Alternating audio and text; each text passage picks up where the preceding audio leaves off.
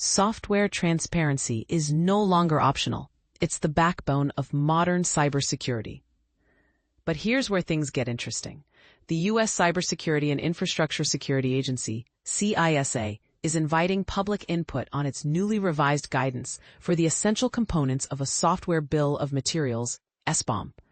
And this is the part most people miss. These updates could reshape how organizations manage software risks across the board. CISA's latest draft builds upon the foundational 2021 NTIA SBOM minimum elements, evolving to reflect the shifting landscape of supply chain security and the growing demand for software clarity. The full guidance document is available here.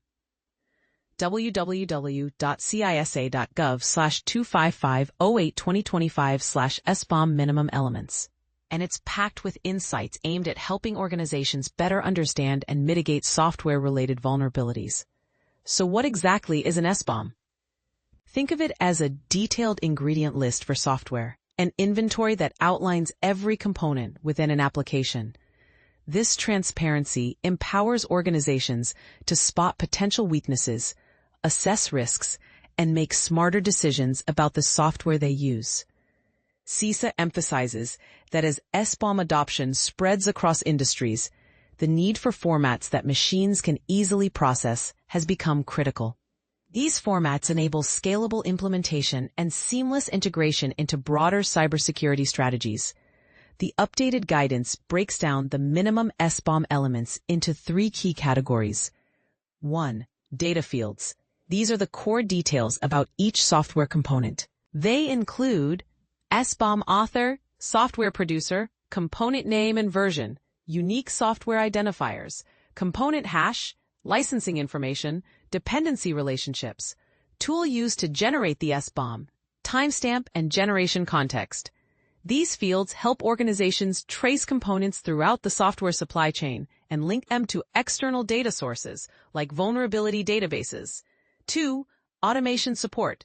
Managing software at scale demands automation. The guidance stresses the importance of using open-source, widely accepted formats that are both machine-readable and human-friendly.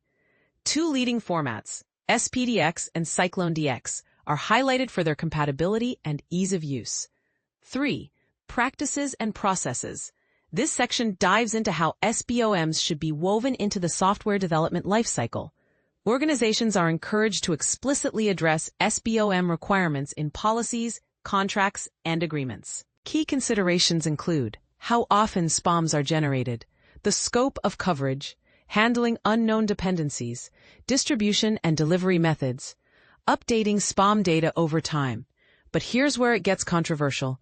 Should SBOMs be mandatory for all software vendors, including cloud and AI providers? The updated guidance doesn't shy away from this question. It expands the conversation to include SBOM implementation in cloud-based and AI-driven software, validation of SBOM data, and how SBOMs can be linked to security advisories. CISA makes a compelling case. While an SBOM is essentially raw data, analyzing it can unlock powerful insights into software risks. As technology evolves, so too must the standards for SBOMs. The public comment period opened on August 22nd, and feedback is welcomed until October 3rd, 2025. Interested individuals and organizations can submit their thoughts via the Federal Register here.